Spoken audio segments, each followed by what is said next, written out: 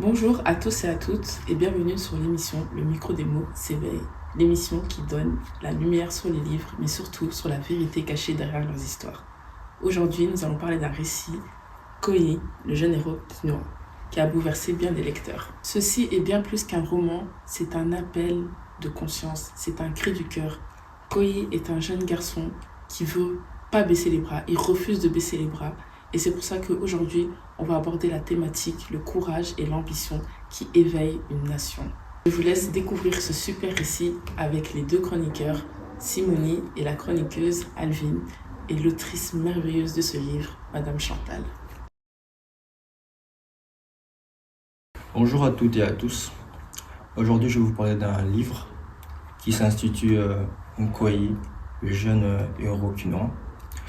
Dans ce livre, on parle de sujets comme l'infidélité, les relations toxiques dans le mariage ou encore la corruption.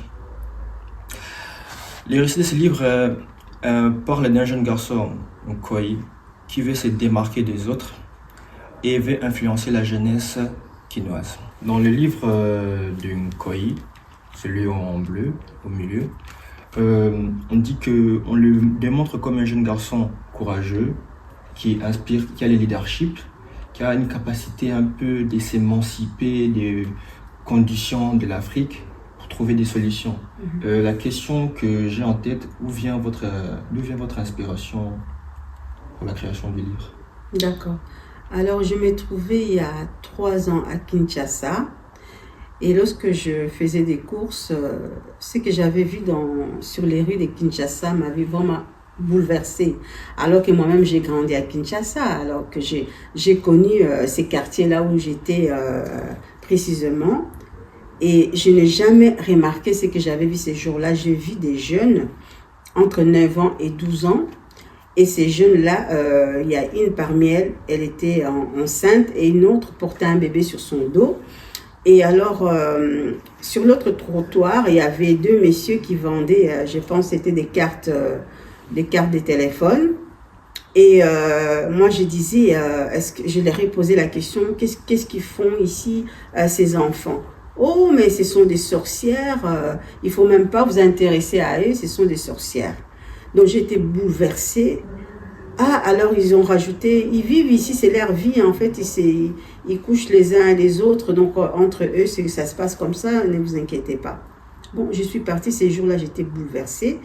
Bon, ça c'était une partie de ce que j'avais vu, mais aussi j'ai réalisé qu'il y avait des Chégués, il y avait des Koulouna qui vivaient dans la rue, et la plupart d'eux, ils étaient dans la rue depuis l'âge de 4 ans, même 5 ans.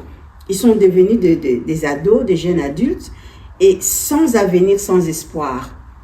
Et là, moi, j'ai vu des jeunes, j'ai vu une jeunesse livrée à eux-mêmes, j'ai vu une jeunesse impuissante, une jeunesse rejetée. Je me suis dit, ben, écoute, sur ce que je viens de vivre, je dois créer un jeune héros qui sera capable de s'occuper de ces autres jeunes qui sont abandonnés par la société, abandonnés par l'État, abandonnés par la famille, abandonnés par même les passants, quoi, je peux dire. Voilà, c'est ça. Et c'est quelque chose qui me touche jusqu'aujourd'hui.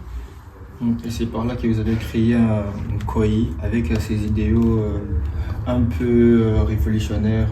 C'est ça. C'est ça, parce qu'il faut qu'il y ait quelqu'un pour changer les choses. Ok. Dans un des chapitres de ces livres, vous avez utilisé un mot comme la frénésie.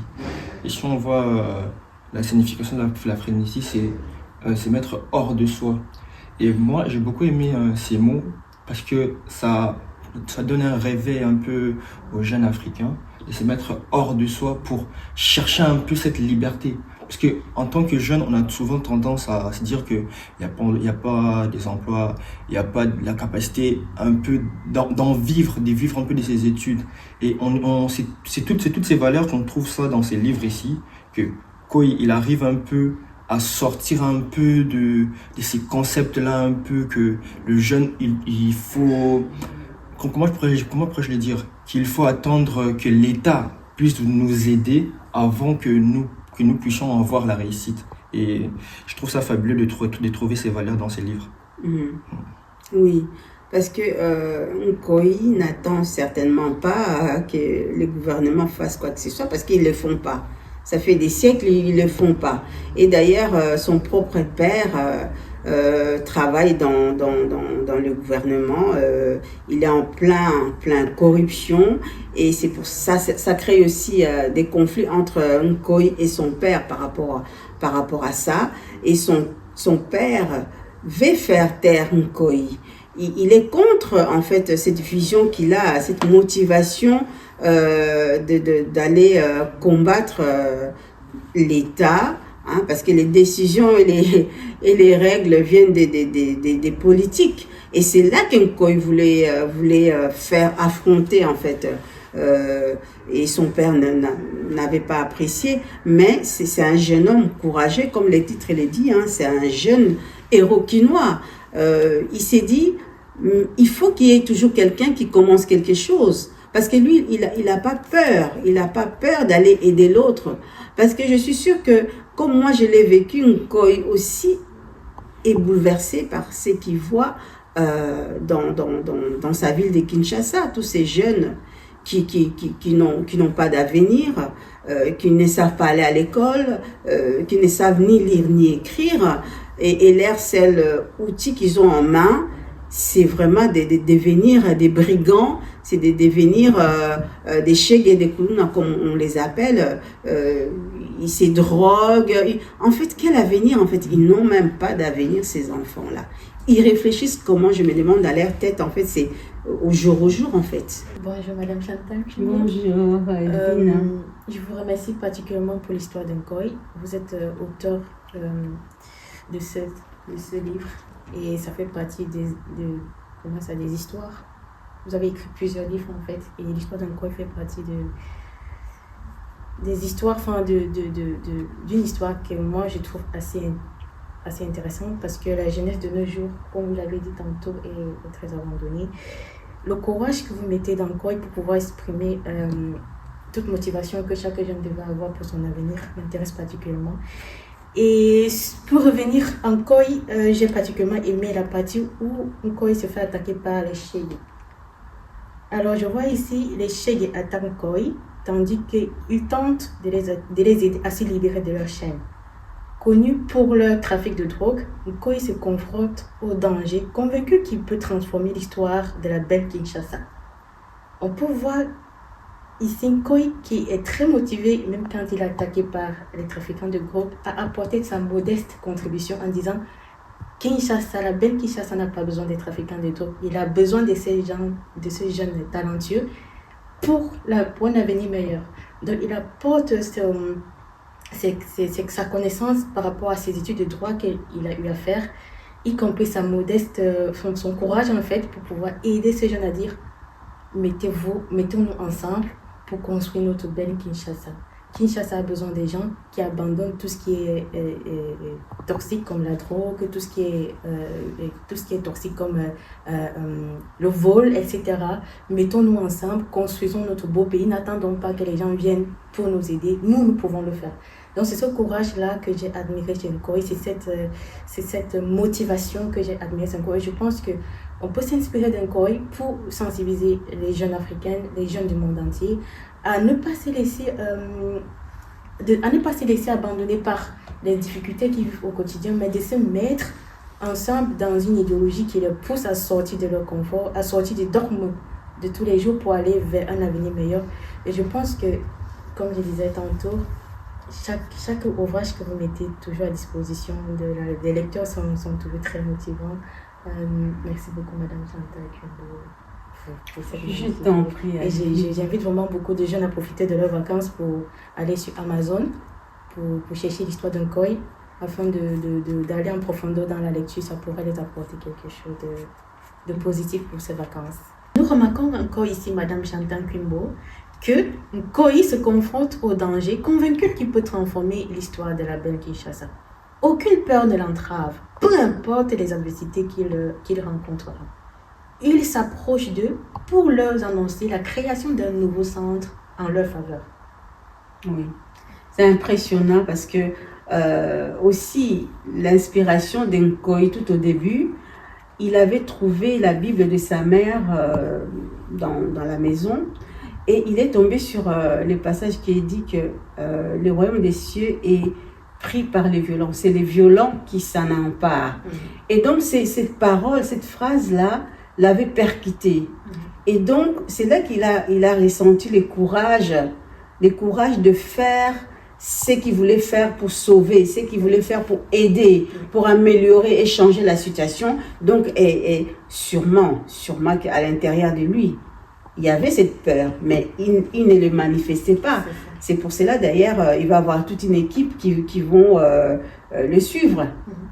Il deviendra un leader avec une équipe qui soutient cette cause, en fait. Donc, oui, les Cheikh sont très dangereux, mais ils sont sous l'effet de la drogue, etc.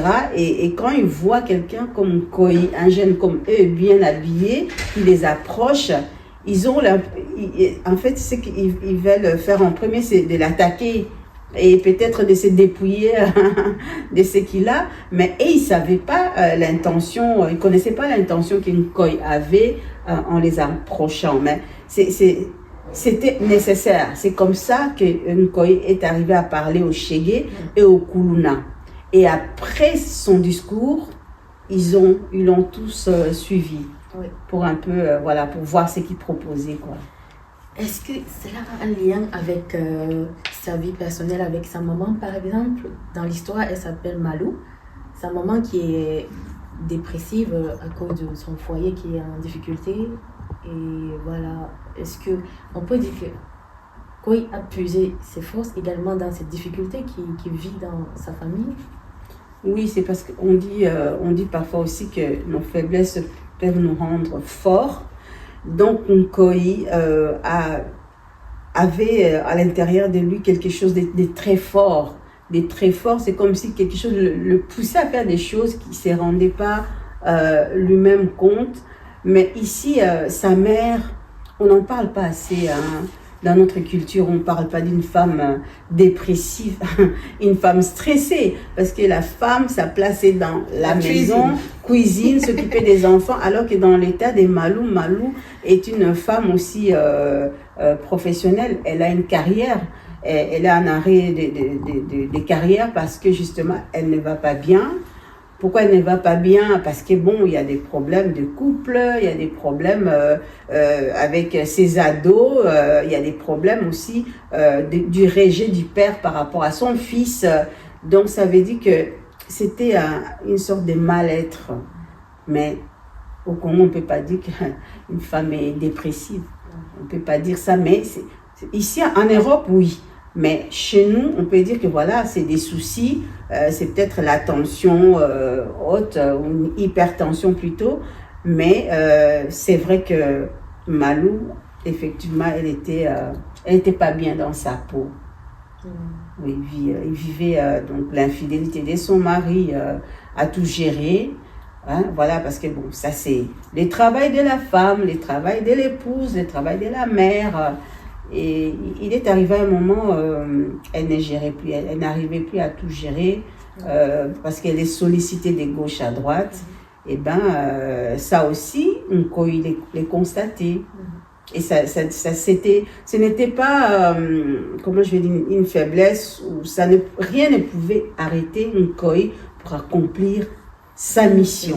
Et c'est justement ça qui m'a beaucoup motivée parce qu'il me dit peu importe l'adversité, peu importe les difficultés, que ce soit à l'intérieur qu'à l'extérieur, il faut rester motivé comme Koi. Donne-toi cette image, je vais arriver, je vais me battre jusqu'au bout.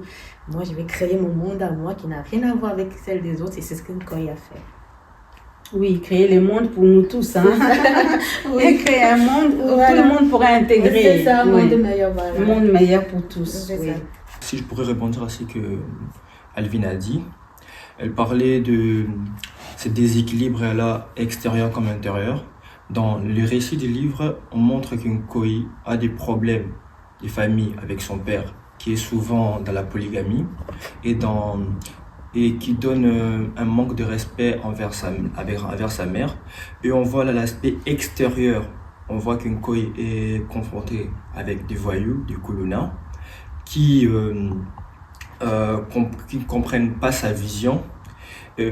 Pour moi, c'est que je m'interroge, si je pourrais poser une question à l'autrice, quel conseil pourrez-vous donner à un jeune du Congo qui est dans cette situation-là? Les conseils, ça serait qu'une fois on ressent au plus profond de soi à accomplir des choses. Une fois qu'on a un rêve, rien ne doit nous arrêter. Parce qu'ici, on parle du système chez nous, hein, la jeunesse. C'est très peu qu'on voit des jeunes, par exemple, en politique. Hein. C'est très jeune qu'on voit, très rare qu'on voit des jeunes. Bon, dans l'entrepreneuriat, il y en a beaucoup, c'est vrai, mais c'est très, très, très rare qu'on voit un jeune qui s'élève pour ceux qui croient. Nous ne manifestons pas beaucoup au Congo, hein. Nous sommes des citoyens pacifiques. Donc, les conseils que je donnerais à un jeune, c'est de ne laisser rien t'arrêter à poursuivre tes rêves. Même si tu as fait des études ou que tu n'en as pas fait, il y a toujours moyen de s'en sortir. Tout dépend de comment on se valorise. Tout dépend de ce qu'on ressent à l'intérieur de nous-mêmes. Tout dépend de quelle mentalité nous avons. Moi, je dirais, parce qu'ici, on parle de la jeunesse congolaise, mais Nkoy peut être aussi dans n'importe quel pays d'Afrique. Hein. Nkoy peut se trouver en Côte d'Ivoire, au Bénin, au Mali, au Sénégal. Mais ces jeunes, nos jeunes, je voudrais vraiment vous conseiller, vous dire d'être courageux, d'être ambitieux. Parce qu'il n'y a que la mort qui peut arrêter quelqu'un de réaliser ses rêves. Il n'y a que la mort qui peut te dire tu ne peux plus faire ça et faire ça. Mais il faut s'élever, il faut vivre, il faut se valoriser. Nous sommes sur cette terre, chacun sa destinée, et les jeunes ont aussi leur destinée. Si tu es abandonné par ta famille, tes parents, tu es abandonné par les systèmes, tu es abandonné par tes amis, il y a toujours espoir. C'est pas facile, mais comme Nkoy avait quelque chose de très fort en lui. Et on voit aussi plus loin dans le livre que sur son parcours, il a eu, comme aujourd'hui on dirait, des followers, mais ce n'est pas des followers, c'est des gens qui ont intégré sa vision. Ils ont intégré son combat. Parce que les jeunes ont été encouragés. C'est vrai que vous allez me dire que c'est un récit imaginaire. Oui, mais bon. L'idée ici, c'est que ça impacte la jeunesse. L'idée est que ces livres aussi encouragent le jeune à dire que voilà, moi j'ai un projet et je vais aller jusqu'au bout de ce projet. J'ai peut-être besoin de travailler avec telle ou telle personne ou aller seul. Bon, seul, on n'y va jamais loin. Mais dans le mental de Nkoy, rien ne pouvait l'arrêter. Même pas ses parents, même pas son père qui était contre ses idées. Et voilà, c'est un peu ça. Le courage et aller jusqu'au bout de vos rêves.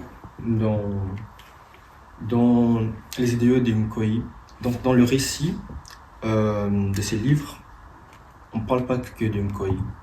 Ça peut être toi, ça peut être un de tes cousins, ça peut être une madame qui nous regarde en ce moment.